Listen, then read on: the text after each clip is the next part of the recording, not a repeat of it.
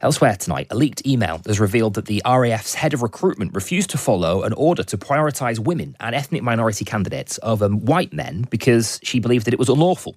According to a copy of the message that's been retrieved by Sky News, a group captain told her boss in the email earlier this month that she was not willing to allocate slots on the Royal Air Force training courses based solely on specific gender or ethnicity.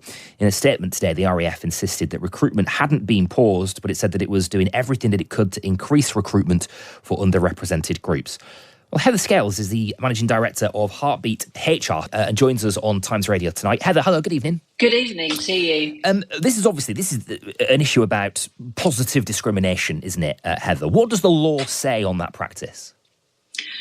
Well, in terms of discrimination, we can't discriminate positively or negatively against anyone, whether it's to do with their gender or their race. And clearly what the RAF have done here, they have chosen, they want to discriminate because of the email that they sent to the recruiter. Well, the RAF said that they hadn't paused the hiring of white men, but they were simply doing everything that they can to increase recruitment of underrepresented groups. I think what they were saying is halt appointing any more men. We need to take on more women and ethnic minorities, and for those that hadn't actually passed their selection criteria.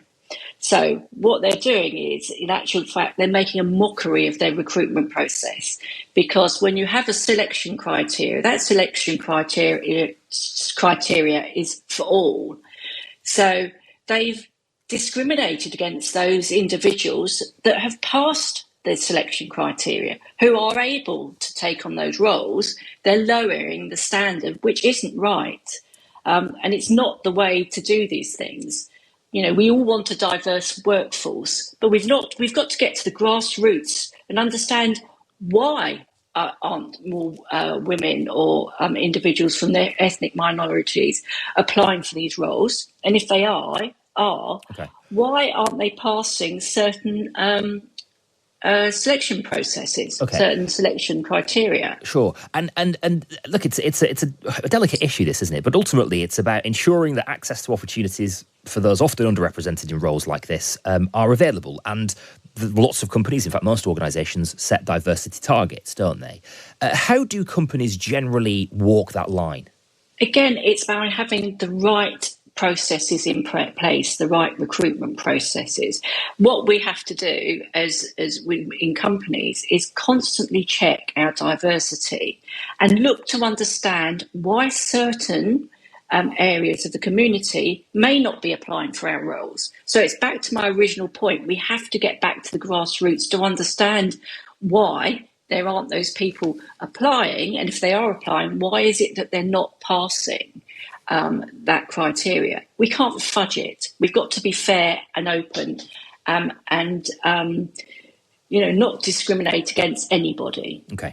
Certainly in the recruitment process and in a company. Okay, Heather, thank you for your time tonight. Insightful. Heather Scales, the MD of Heartbeat HR, with us on Times Radio this evening. Just a reminder that the RAF said that a spokesman for the RAF said that concerns raised by the now resigned head of recruitment had been addressed by her chain of command. They said that the RAF recruits people from the widest possible pool of talent and is becoming more diverse as an organisation, but they do not do so at the expense of high standards, operational effectiveness or adherence to legal obligations. They said that any allegations that we failed to do so are being investigated without delay, they say.